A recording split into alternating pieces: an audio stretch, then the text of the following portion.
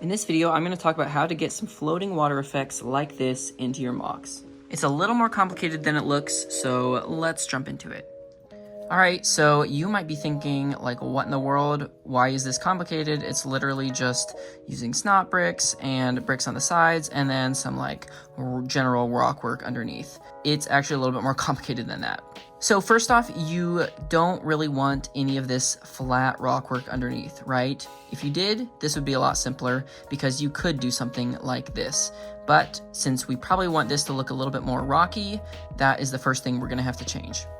And if we take a peek under the water here, we can see that it is a little bit rocky. There's pieces going forward and back, and it's not just one flat row. So we're going to be done with some flat rocks like this, and we're going to replace it with some slightly more interesting, just rock work that kind of goes back and comes back forward. Already, it looks a lot more interesting. So now, let's go ahead and bring in our little snot piece, our section of water. And let's just stick it on here, right? So this is what it looks like, and you can already see underneath here, obviously it's way too far forward, so we need to push it back. So basically we need to look for the furthest back spot and start from there, and that's where our pieces can come out coming forward. Okay, so now we have this. It's getting better, definitely, but there's still some problems. Namely, we have this gap here that does not really look good, especially if you're wanting a nice cutout from the side. So to fix that, we're gonna have to get some different snot pieces to use and get some tiles. So I've gone ahead and tiled it off, and instead of using these snot pieces, we're gonna be using some of these because they allow for pieces to lay flat on the bottom. And I'm just gonna go ahead and stick this right here, again at the furthest back spot where the rock is. And you probably would want to fill all the rest of this in with tile too, but for now, for the sake of this video, I'm just leaving it open and focusing on tiling off the sides. Okay, so now we can add our water in, and look at that, no more gap, it's perfectly flat, so that's a lot more satisfying. It's already starting to look a whole lot better, and there shouldn't be a gap there, I just didn't stick it down all the way. But now we have this issue where it does not look nice and flush on the sides, where it's flat, but it kind of looks like the rock just suddenly stops and there's this thick layer of water just there. So we kind of want to avoid that. So what I have done, or found that works, is if we actually create a bunch of plates together, kind of following the line of the rock work. So you can kind of see how I've kind of done that. And this is just going to go on first before we put this water on. I'm just going to make this a little shorter so it's easier to see. So now we have this line that kind of follows the natural line of the rocks underneath. And if we wanted to, we could kind of continue this general line of rocks going up above the water as well. But now the next issue that this brings up is, well, what if I want to keep going up building, normal brick building, stacking bricks instead of snot sideways pieces?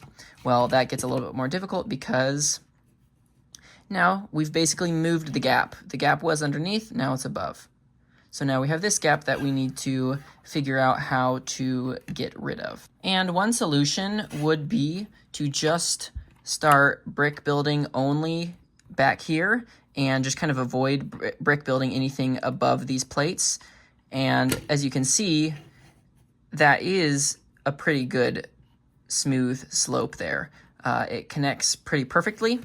And if you wanted, you could even just start building up from here and then go back from there. But that will mean you're gonna have a completely flat ridge line right there, just because that is where the half stud, it's a half plate lower, that line. So if you want to avoid that, that's where things are going to start getting a little bit more complicated. All right, so these look pretty similar. They are actually the exact same dimension and size, but one of these is built with a bracket and a brick and a tile, and the other one is just a 2x2 brick. But they are the exact same. And so it's this idea that is going to actually save us quite a bit, because brackets are going to be huge for anything else, building rocks, building above the water, above this sideways section, if we want to do that, we're going to have to start building with some brackets. So as an example, if I just kind of place this brick right there, and then I place this bracket right next to it, they match up perfectly, and I can just snap something in place. And because this is the perfect half plate width, this part of the bracket, I'm able to fix that gap distance perfectly. As you can see, it's just perfect dimensions. So that is the technique that we are going to be messing with in order to solve the rest of this. So let's look back at the original MOC that I've built and see how I did it there. So over on this side, you can see where the line is right here, and then it goes up, and then there is a bracket right in there that is actually filling in the gap so that everything, all of this, all around it, you can kind of see is normal, just brick building upwards, and then this right here is sideways, and that bracket saves us right there. And then actually, if we come around even to the front, you'll notice all of these little bracket pieces sticking out because they are filling in the gap that is still there, because the gap isn't only on the side.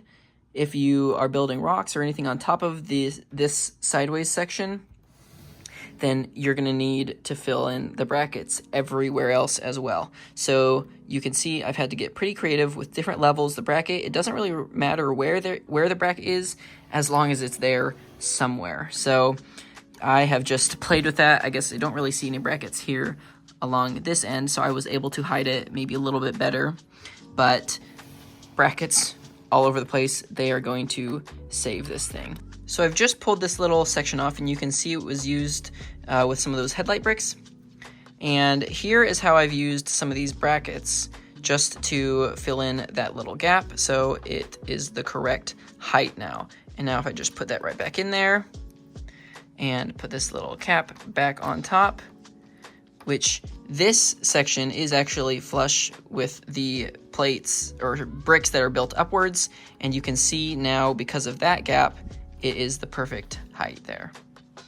And then here is a little bit of a better look at this first section where you can see on the side. So these pieces are just built upwards, and then you see this bracket and how I've kind of attached it there on its side, and that perfectly fills in the gap.